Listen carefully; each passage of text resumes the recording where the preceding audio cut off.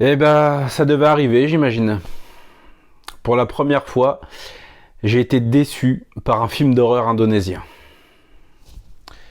On parle de ce drame tout de suite, après le générique.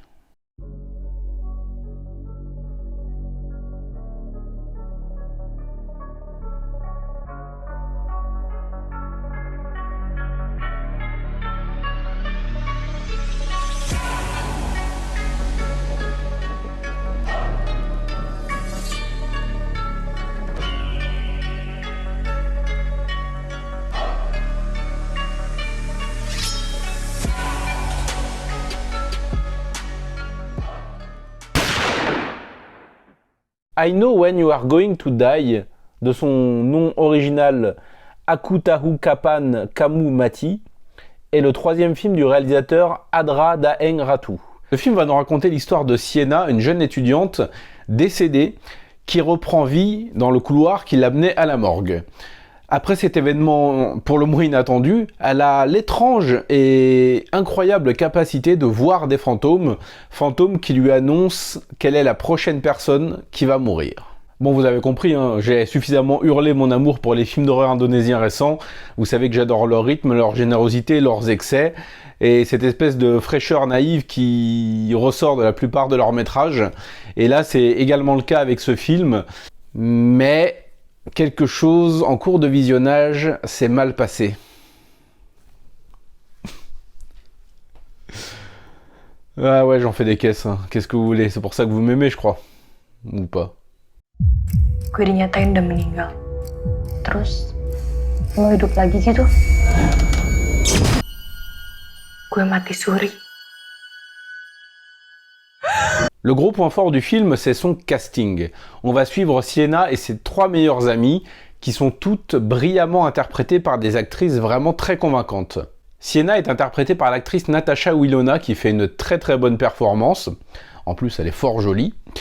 Et son duo avec l'actrice Ria Ricis, qui interprète Flo, est tout bonnement exceptionnel. D'ailleurs, je pense que Flo est le meilleur personnage du film et Ria Ricis la meilleure actrice du film, même si les deux autres qui jouent les deux autres amis du groupe sont très très doués également. On croit vraiment à ce petit groupe de 4 filles, aux liens qui les unissent, à leur amitié et à la complicité surtout qui va souder leur amitié. On croit vraiment à ces personnages et ils ont un petit quelque chose de très réel que j'ai beaucoup apprécié. Lo kenapa pakai acara hidup lagi sih? Lo pikir gue sama Brahma udah putus? Lo bisa deketin dia? Hey, kamu baik-baik aja? Aku baik-baik aja. Alors une jeune femme morte qui revient à la vie et qui voit des fantômes, c'est un thème qu'on a vu et revu et re-revu et saigné jusqu'à l'épuisement. Mais ici, on essaye d'y ajouter une petite touche humoristique par moment, pas dans les scènes d'horreur, mais principalement dans les scènes avec les 4 amis, qui sont toujours très très réactifs dans leurs échanges et qui, comme je l'ai dit, soulignent l'authenticité de cette amitié. De petites touches d'humour donc, qui ne fonctionnent peut-être pas à 100%, mais qui donnent un certain cachet au métrage. La réalisation est propre, la photographie pareil, c'est bien emballé, il n'y a rien de spécial à dire. Les apparitions fonctionnent assez bien, même si elles demeurent quand même assez sages et classiques. C'est au niveau du scénario que le film m'a beaucoup déçu dans sa dernière partie. On va rentrer en zone spoiler où je vais divulguer des éléments cruciaux de l'intrigue. Vous pouvez sauter jusqu'à ce timecode. Pour ceux qui restent, vous avez vu le film ou vous en moquez un petit peu de vous faire spoiler.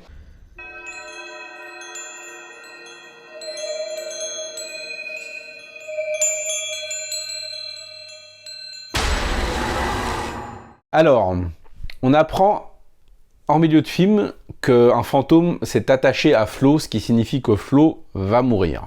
Bon, je me doutais un petit peu du virage que le film allait prendre, et c'est quelque chose que je voulais pas voir parce que je m'étais vraiment beaucoup attaché, je me suis beaucoup attaché au personnage, mais c'est la manière dont c'est amené qui m'a fait me fesse-palme, mais vraiment d'une force incroyable, quoi. J'ai vraiment encore mal au visage. En effet, lorsque les 3 autres amies apprennent qu'un fantôme me suit Flo et que donc elle est condamnée, elles vont tout mettre en œuvre pour la protéger. Ce qui va conduire Sienna à aller acheter une espèce de fiole d'eau bénite à une personne qui, comme elle, voit les fantômes, et va donc vouloir la faire boire à Flo.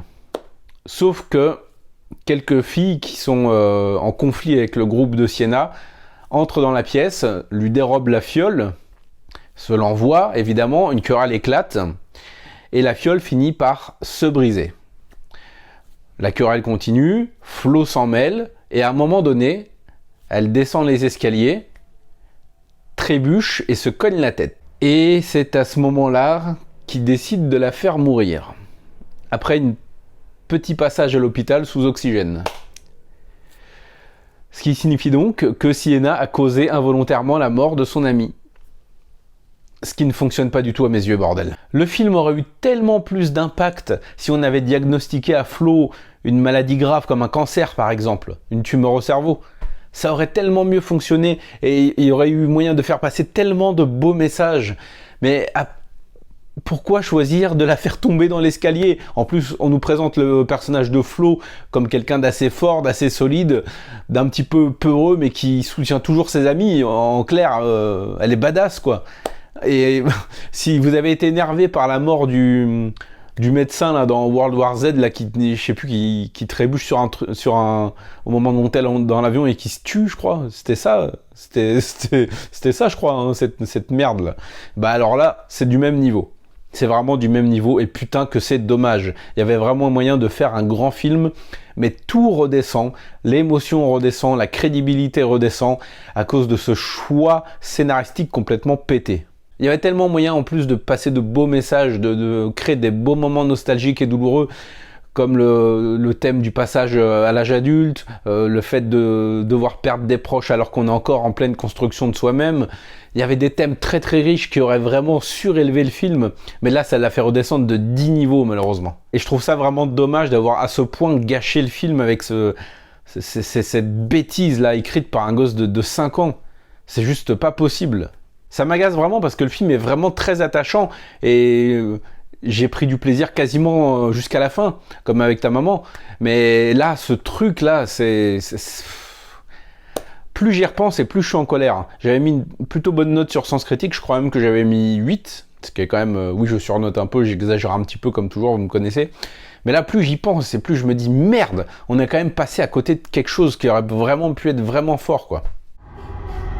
Kematian itu takdir. Kita semua tidak dapat menghindarinya. Gak akan ada orang yang tahu kapan orang lain mati.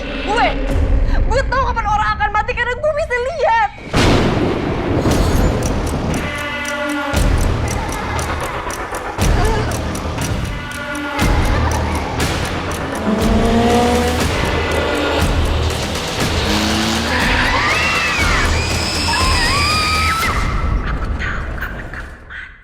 Les amis, si vous avez déjà vu le film, je vous invite à me dire ce que vous en avez pensé. Si je vous l'ai fait découvrir, revenez me faire un petit commentaire pour me dire ce que le film vous a provoqué comme émotion.